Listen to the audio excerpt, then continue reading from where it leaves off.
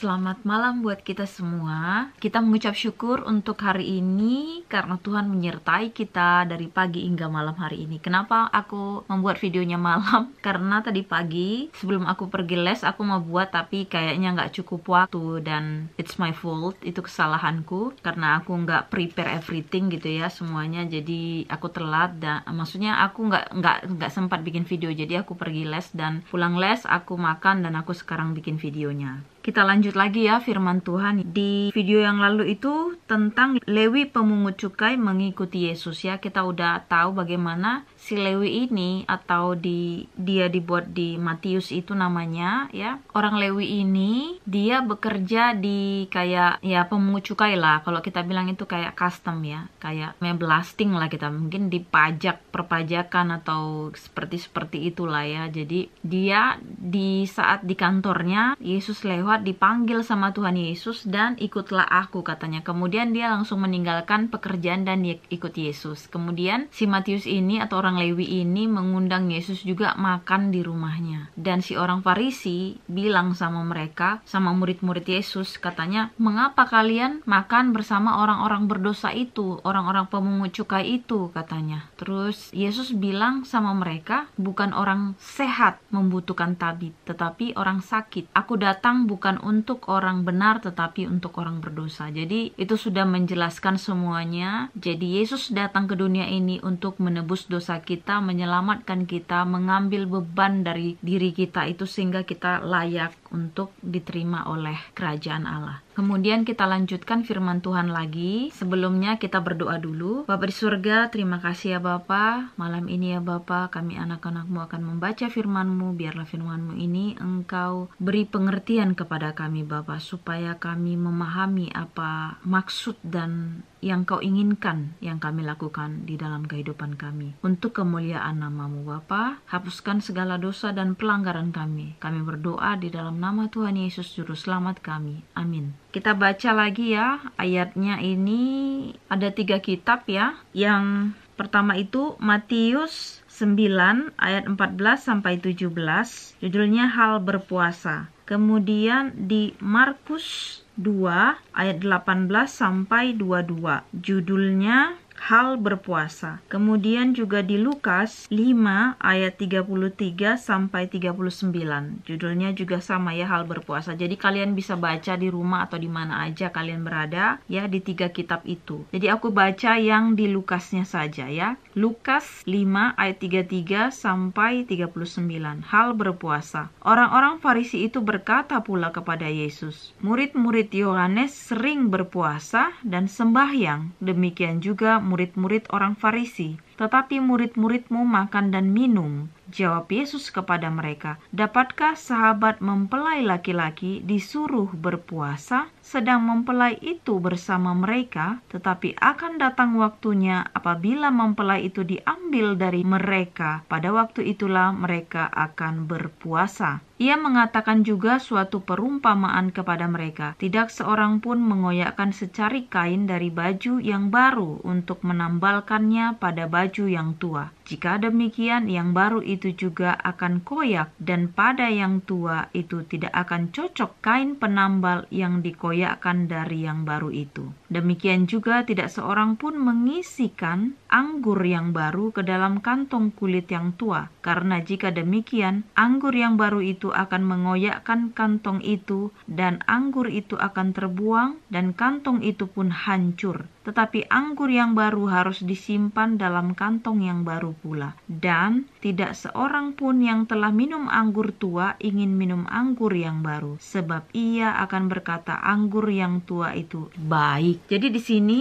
pada saat aku baca 3-3-nya itu aku agak ragu gitu, dan aku berdoa ini maksudnya apa ya Tuhan gitu. Jadi aku lihat di pengertian-pengertian dari internet juga ya. Aku bilang aku juga terbatas ya, dan pada saat Tuhan menunjukkan ini itu aku akan katakan. Tetapi kalau misalnya aku ragu dengan sesuatu, aku kayak nggak ngerti. Tadi aku udah berdoa gitu, dan sebenarnya untuk hal ini kita bisa dibantu juga dari keterangan-keterangan dari beberapa media atau mungkin file-file Kristen di internet ya. Jadi tadi aku juga baca, sepertinya itu menerangkan ya bahwasanya di sini Yesus itu kan memang digambarkan sebagai mempelai laki-laki. Jadi selama dia bersama dengan murid-muridnya, itu kan kayak mereka itu bersama si mempelai laki-laki masa disuruh puasa gitu loh. Artinya kalau aku baca di yang internet itu, katanya puasa itu sebenarnya memperingati sesuatu kejadian waktu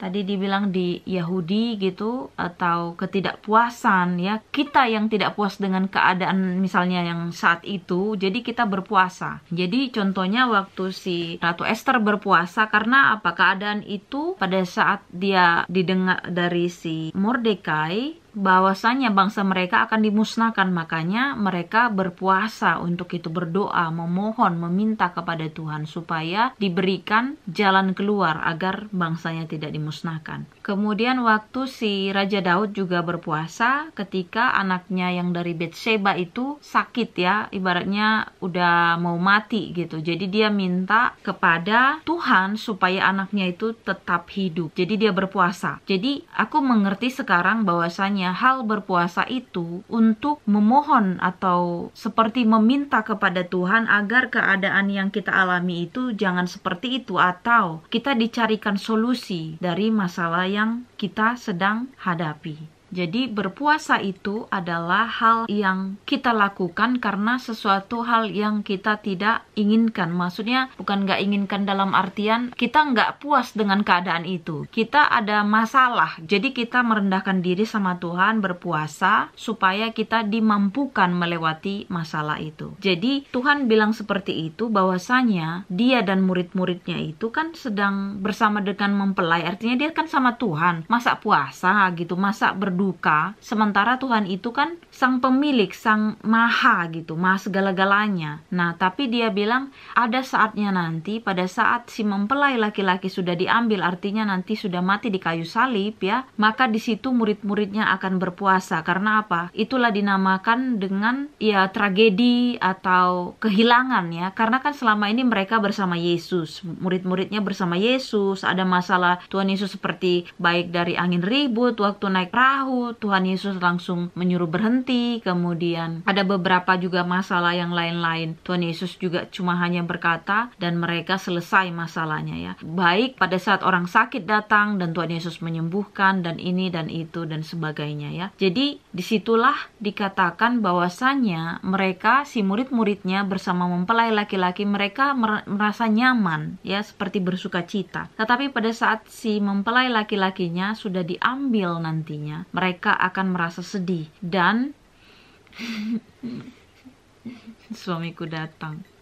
Jadi makanya aku bilang tadi, disitulah pada saat nanti Yesus sudah diambil ya dari mereka, artinya sudah mau menuju ke penyalipan. Di situ si murid-muridnya kan berpencar ya, jadi udah kayak berserak-serak entah kemana-mana. Nah di situ pasti kalian tahu ceritanya tentang bagaimana Petrus bahkan dia menyangkal Yesus 3 kali dan dia sampai nangis sejadi-jadinya, katanya seperti itu. Sampai yang lain-lain juga entah kemana-mana gitu. Makanya pada saat Tuhan Yesus bersama mereka nggak berpuasa, itu maksudnya. Dan pada saat yang perumpamaan yang tentang baju itu ya, memang kalau mau dipikir nggak mungkin dong baju yang udah lama buruk-buruk, masa kita koyak baju yang baru untuk menampal baju yang lama ya. Mendingan baju yang lama itu dibuang gitu, dan baju yang baru dikenakan gitu. Dan juga seperti tadi ya, kayak anggur itu juga, mana mungkin anggur yang baru ditaruh di kantong yang tua, karena kan katanya anggur yang baru itu kan masih kayak raginya itu masih bekerja, jadi bisa merusak si kantongnya. Akhirnya kan jadi kantongnya bolong, pecah, terus jatuhlah semua anggurnya dan kantongnya juga jadi robek. Jadi pastinya mereka akan menyimpan anggur yang baru di kantong yang baru juga. Atau satu lagi yang tadi dia bilang, gak mungkin orang yang minum anggur yang tua atau yang baik kemudian dia mau minum anggur yang muda lagi gitu, atau yang baru gitu ya. Pasti udah gak enak lah, karena mereka akan bilang anggur yang tua lebih baik. Jadi di sini dikatakan juga, selama kita, artinya gini,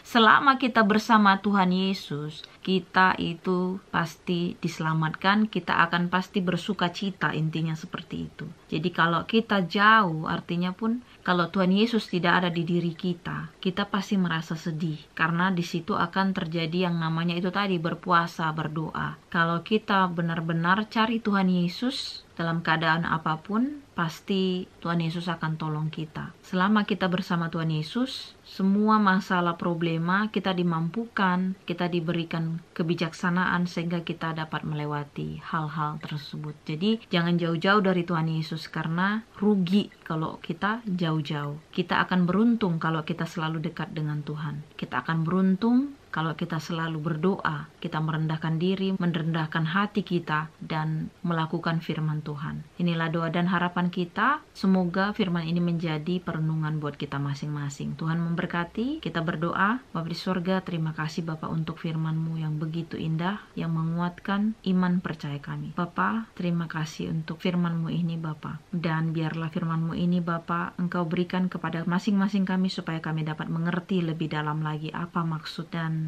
keinginan-Mu untuk kami lakukan di kehidupan kami, agar kami dapat memuliakan nama-Mu. Bapa di sorga, sempurnakan doa anak-anak-Mu di sini, dan hapuskan segala dosa dan pelanggaran kami, supaya kami layak dekat-dekat ke hadirat-Mu. Besok pagi kami akan baca firman Tuhan lagi Bapa. Biarlah Engkau menuntun dan memberikan pengertian kepada kami masing-masing, dan kami dapat melakukan hari demi hari sesuai dengan kehendak-Mu. Di dalam nama Tuhan Yesus, Juru Selamat dan Tuhan kami. Amin. Terima kasih. Sampai jumpa untuk besok pagi firman-Nya. Tuhan memberkati. Amin.